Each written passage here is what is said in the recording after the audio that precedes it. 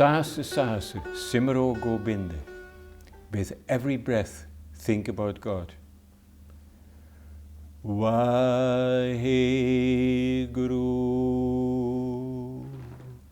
Vahiguru, Vahiguru, Vahiguru, Vahiguru, Vahiguru, Vahiguru, Vahiguru.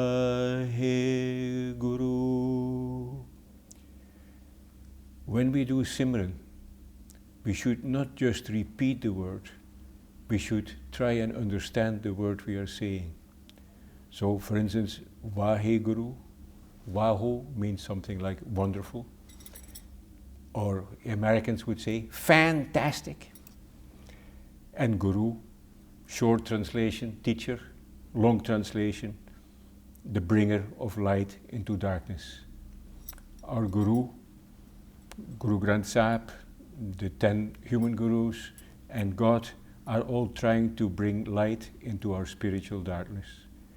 And Vahiguru is a description of God, a description of an aspect of God, and God is wonderful. God is Vahu. In the Guru Granth Sahib you sometimes see a whole line with nothing but the word Vahu, Vahu, Vahu. And I just imagine that, for instance, the Guru looks at the sky at night in Punjab and he sees all these stars in the sky, and he says, Vahu, it's all God's work. Vahiguru, Vahiguru, Vahiguru, Vahiguru, Vahiguru, Vahiguru, Vahiguru, Vahiguru. When I do Simran, I try to almost taste the word, the sweetness of the name of God. You have to try and fully experience God by doing Simran. The meaning of the name, but also through the chanting of the name, as I've been doing, you get in a certain frame of mind where you become from the manmukh, the gurmukh. You're not, the manmukh is the one who is concentrating on her or himself, and the gurmukh is the one who is concentrated, is directed towards the God. Simran is a tool, is a means of getting in that frame of mind.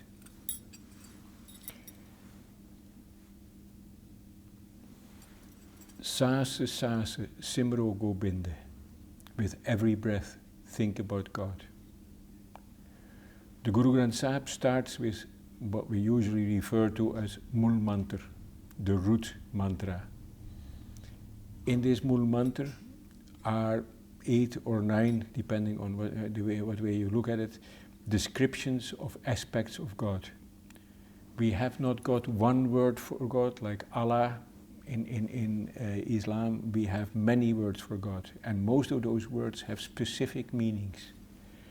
So again, you know, when we repeat the Mool Mantra, we have to think that we are saying God, God, God, God, God in one respect, but we also have to understand the specific meanings of each particular expression.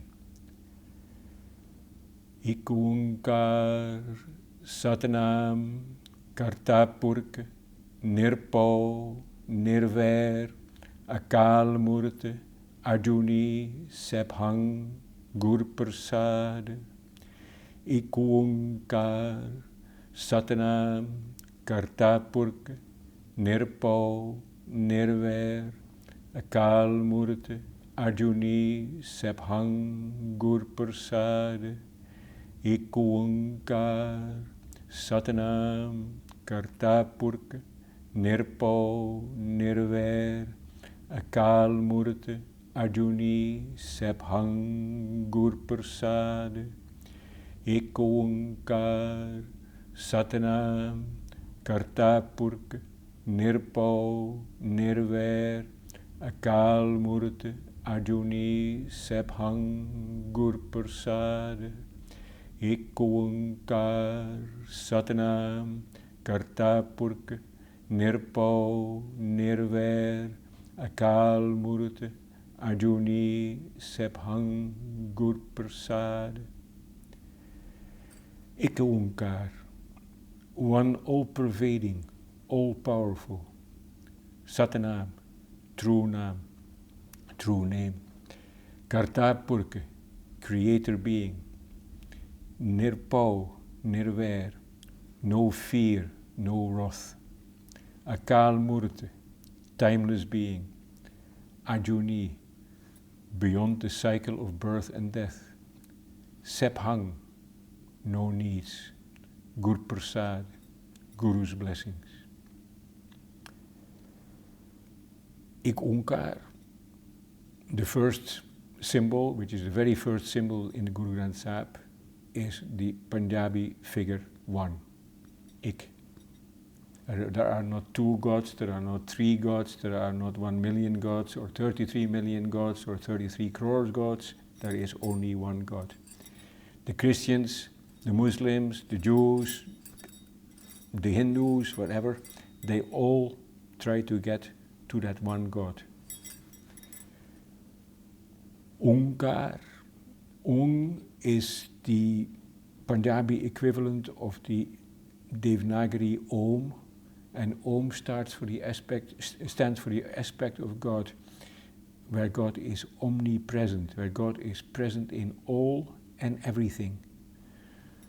God is in me, God is in you, God is in the mountain, God is in the speck of dust, God is in the water, God is literally in everything.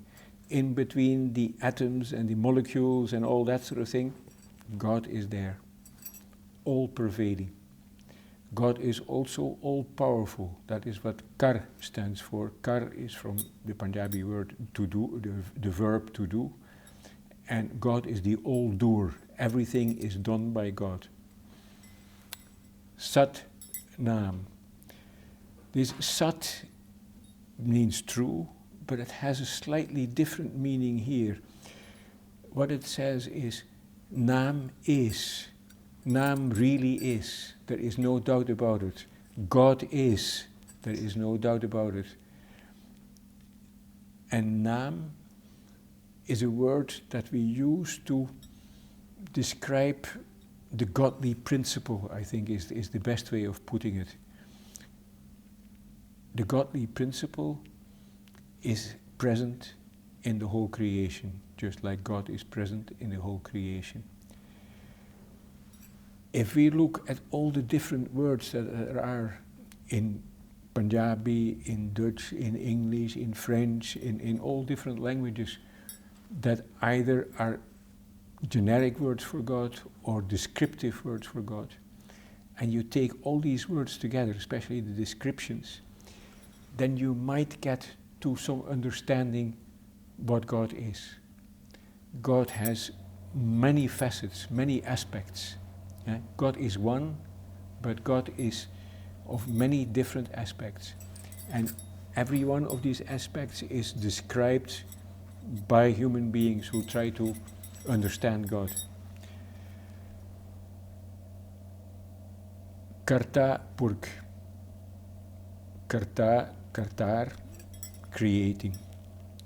Purkh comes from the word Purusha, which originally means man. Yeah, but in the word Purkh, we usually translate it as being. So Kartá Purkh, the creator being. Yeah, God is neither male nor female, and God is also not it. God is everything. God is male and female. God is the Mata and God is the Pita. So saying giving a gender to God is not right. God is no gender, or God is all the genders. Nirbhau, Nirvair. God has no fear, no wrath, no anger. You can give a wider meaning to that. God is above all human emotions. God doesn't get angry, God doesn't have fear, God doesn't have needs or anything like that. God is just above all the human emotions. Akál Murat. Akál, deathless or timeless, is two ways of describing it. The way I understand this is God has no beginning and God has no end. God was there before the creation existed, and God will be there when the creation gets destroyed at the end of time. God is eternal. And Murat is again a sort of word which in being or that sort of idea. Akál Murat. Ajuni is beyond the cycle of birth and death. God is not born, God doesn't die, God doesn't incarnate. We don't believe that God incarnates like Vishnu incarnates in Krishna and things like that. That is not a Sikh belief. God doesn't get born and God doesn't die. Saibhang is probably one of the most difficult words, although it's very short, but it is one of the most difficult words in the Moon Mantra. I have translated it here as having no needs. God is completely self-sufficient. God gives his love and we can love God back, but God doesn't need our love. We need God's love, but God doesn't need our love. We need some clothes, we need some food, we need a little house to live in and all that sort of stuff. God has no such needs. God is completely self-sufficient. God, sometimes it is translated as self-created, but that suggests that there was a time that God wasn't. But God was not created. God is eternal with no beginning and no end. So self-sufficient, no needs, something like that indicates what I think it means. Gurprasád, Guru, the teacher, the bringer of light into darkness. Prasad, blessing. It is often translated as reached by the blessing of the Guru or something like that, but it's not what it says in the text. The text says only Gurprasád, Guru's blessing. And you can say that the blessings of Guru, that they are also an aspect of God.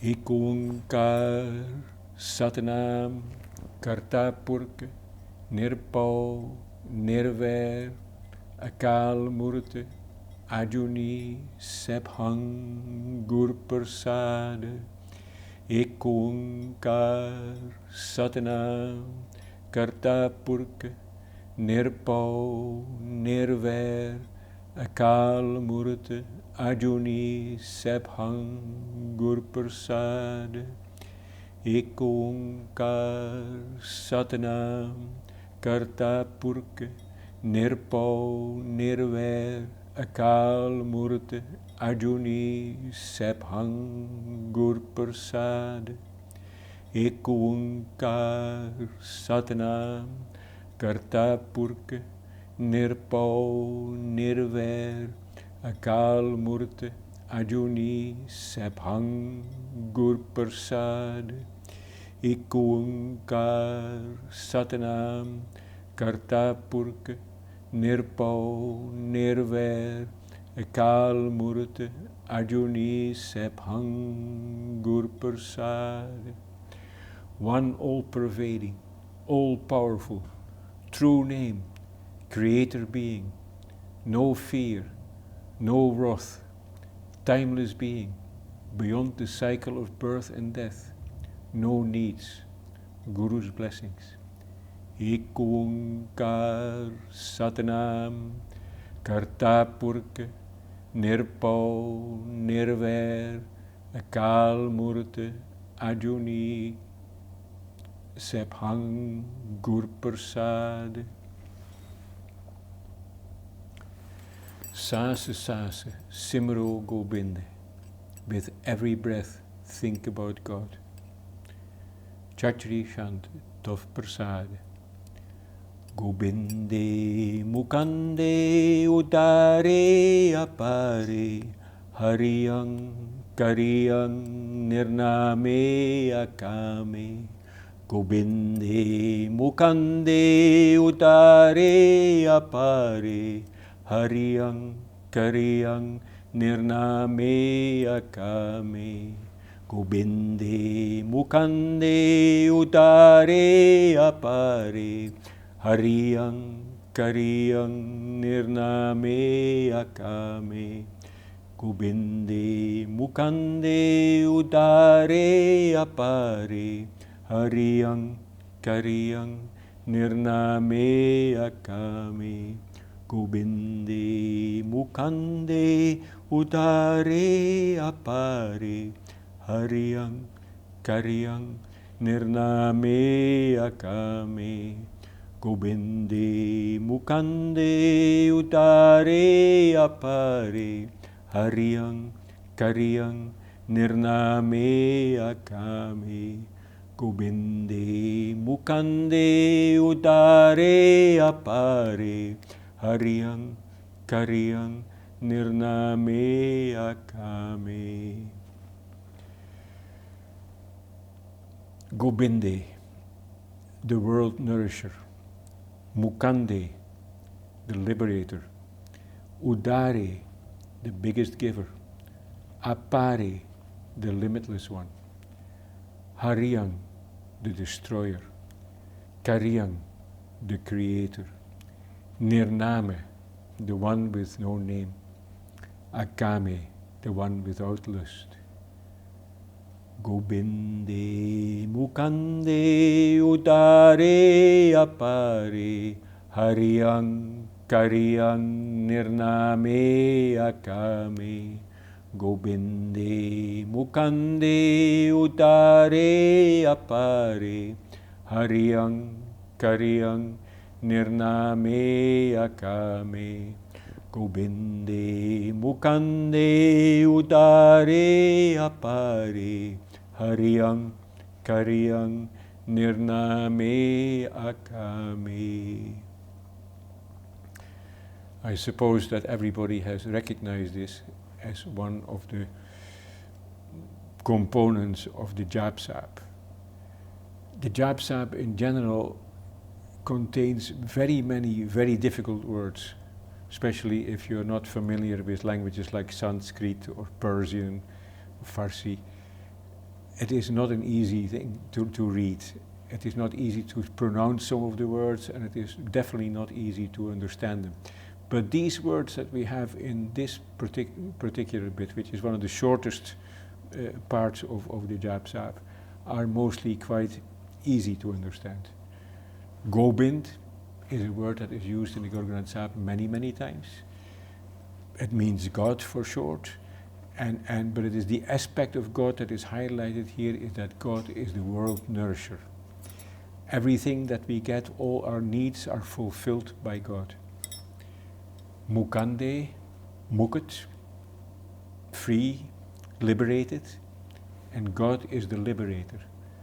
God liberates us from two things if we really turn towards God. The first one, the most obvious one, is that we get liberated from the cycle of birth and death, and that we will join God, who is the ocean, as the little drop of water that is dissolved in that big ocean.